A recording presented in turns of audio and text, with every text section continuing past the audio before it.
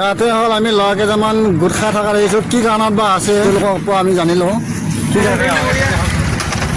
কি কাৰণে ইয়াত আহিছা? ঠিকেই হ'ব। এই লকডাউনৰ মাজত এতিয়া কাম বন নাই, কিনো কৰি দিম, গতিকে বাঁহৰ তলত ধুনীয়াকৈ ছাঁ, গৰমৰ কাৰণে ছাঁতে আছোঁ আৰু।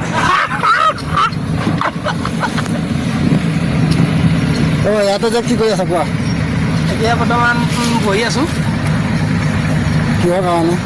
এয়া চাই আছে নহয়, গাড়ী চলি আছে ৰাইজৰ অনুষ্ঠানৰ কাৰণে। কিবা এটা কৈ আছোঁ ৰাইজৰ কেনেকুৱা অনুষ্ঠান? ৰাইজৰ এইটো ছট পূজাৰ কাৰণে, ছট পূজা অনুষ্ঠানৰ কাৰণে। ছট পূজা অনুষ্ঠানৰ কাৰণে এই মাটি লৈ যোৱা হৈ আছে। যাম মন নগ'লে। হাই দোস্ত, welcome back to my YouTube channel ননজেলি মিক্স। আপোনালোকে আমাৰ ভিডিঅ'টো চাই কোনো স্কিপ নকৰাকৈ অতি শেষলৈকে চাই থাকিব আৰু আমাৰ ভিডিঅ'বোৰ আপোনালোকে লাইক, কমেণ্ট, শ্বেয়াৰ আৰু ছাবস্ক্ৰাইব কৰিব। দেখিছোঁ ইয়াত নিশ্চয় ৰাজহুৱা এটা অনুষ্ঠানৰ কাৰণে এই মানুহখিনি ইয়াতে আজি সংস্থাপিত হিচাপে আছে আৰু তাৰে মই অকণমান কথা আলম ল'বলৈ বিচাৰিছোঁ। এই ক'ব তাকে চোৱা চৰ্চা কৰি আছোঁ। ইফালে কৰিব লাগে, সিফালে কৰিব লাগে।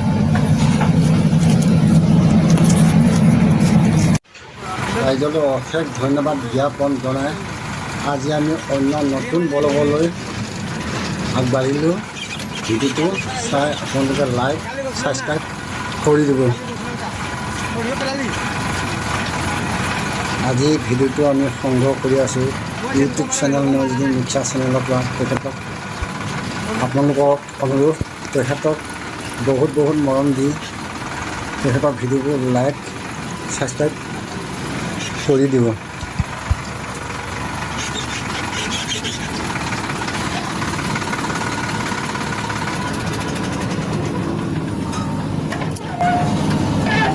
এয়া আমাৰ গাঁৱৰে এজন মাটি মালিক, তেখেতে মাটি অলপ দিছে। আমাৰ ৰাজহুৱা গাঁৱৰে এটা অনুষ্ঠান আছে লক্ষী মন্দিৰ, সেই লক্ষী মন্দিৰত মানে মাটিখিনি দিয়া হয়। আমাৰ এও আছে এজন আমাৰ মাটি টানি থকা এজন ড্ৰাইভাৰ হয়, মালিকো হয়, তেখেত মানে নিজৰ গাড়ী দি আছে। মাটি কেনেধৰণৰ ছিষ্টেমত বা চলি আছে? টিপ ছিষ্টেমত পেলাই আছোঁ। টি ছিষ্টেমত কেনেকৈ লৈছে? 200 টকা। তেওঁ নোপোচাই এতিয়া ৰাইজৰ কাম পেলাবই লাগিব, নিজৰ গাঁৱৰে যিহেতু অনুষ্ঠানত পেলাব লাগে ন, সেইটোৱে আৰু। ঠিকে আছে।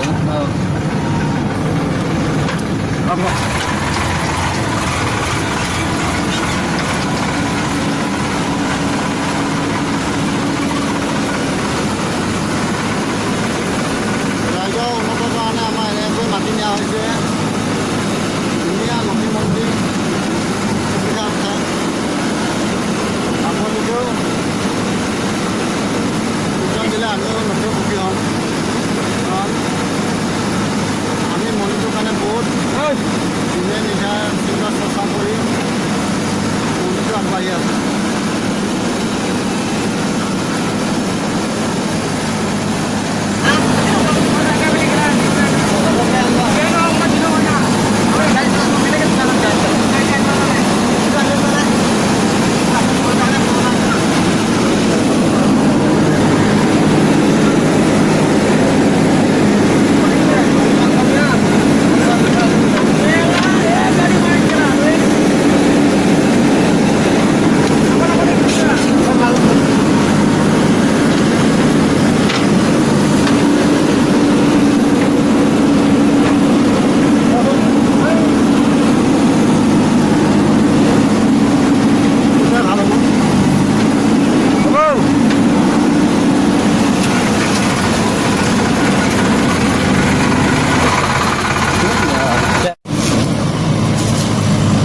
এয়া চাই থাকক, আপোনালোকক সুন্দৰকৈ দেখাবলৈ আমি আগবাঢ়ি আছোঁ। ইয়াতে হ'ল গাঁৱৰে লক্ষী মন্দিৰত মানে এনেকৈ মাটি নিয়া হৈছে ৰাইজৰ সুবিধাৰ্থে। ইয়াত গাড়ী কেইবাখনো অহা হৈছে। এনেকৈ 5-6খন গাড়ী আহি ওচৰে 1 কিলোমিটাৰ দূৰত্বত মিটাৰ দূৰত্বত নিয়া হৈছে। তাৰ গাঁৱৰে লক্ষী মন্দিৰ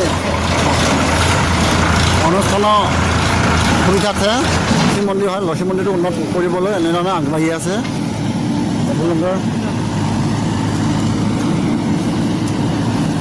লক্ষী মন্দিৰ এটা অনুষ্ঠান আছে নহয় জানো, হয় নহয়? লক্ষী মন্দিৰ এটা অনুষ্ঠান আছে। এই অনুষ্ঠানটো ৰাইজৰ সুবিধাৰ্থে মাটিখিনি দিয়া হৈছে নহয়নে? অঁ, তেতিয়াহ'লে এতিয়া মাটিখিনি যে দিয়া হৈছে, মাটিখিনি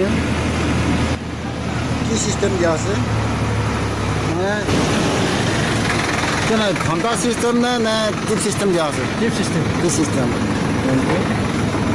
আমাৰ এনেধৰণৰ কৰি গাড়ীবোৰ অহা যোৱা কৰি আছে, গাড়ীবোৰ এনেধৰণৰ অহা যোৱা কৰি আমাৰ ৰাইজৰ সুবিধাৰ্থে, আমাৰ লক্ষী মন্দিৰ আছে, লক্ষী মন্দিৰ অনুষ্ঠানৰ সুবিধাৰ্থে এনেধৰণৰ আমাৰ 6-7খনকৈ গাড়ী 1 কিলোমিটাৰ ডিষ্টেঞ্চত মাটি নিয়া হৈছে। নিজৰ এৰিয়া, নিজৰ লোকেল এৰিয়া বুলি কাৰণে, কাৰণ আমাৰ ইয়াৰে মাটি হয়, বেলেগত দিয়া নহয়। নিজৰ এই অনুষ্ঠানৰ কাৰণে এনেকৈ ওচৰৰ কাৰণে দিয়া হৈছে, গাঁৱৰ ৰাইজৰ সুবিধাৰ্থে কাৰণে। কাৰণ এই মাটিখিনি মানে খেতি কৰা কোনো উপযোগী নোহোৱাৰ কাৰণে আজি এই মাটিখিনি ইয়াৰ পৰা বেলেগলৈ মানে আপডাউন কৰা হৈছে। কাৰণ এই মাটিখিনি কোনো মানে কামত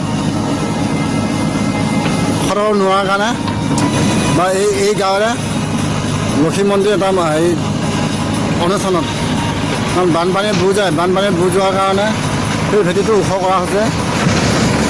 আমাৰ এজন আছে মেনেজমেণ্ট,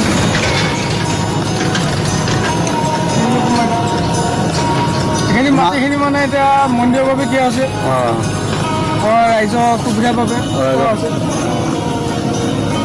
যিহেতু বানপানীত বুৰ যায়, বানপানীত বুৰ গৈ হ'লে মানুহখিনি বহুত মন্দিৰৰ সময়ত মানে পূজা স্থাপন দিবৰ কাৰণে অসুবিধা হয়। সেইবাবে মানে সুবিধাজনক কৰি লোৱা হৈছে।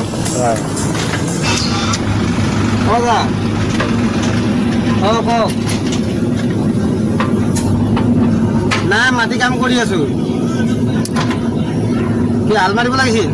এই ল'ৰাটোক কিবা এটা সুধিবৰ কাৰণে মই এনেধৰণে আহিছিলোঁ। তেওঁ এটা ফোন কললৈ ব্যস্ত হৈ আছে।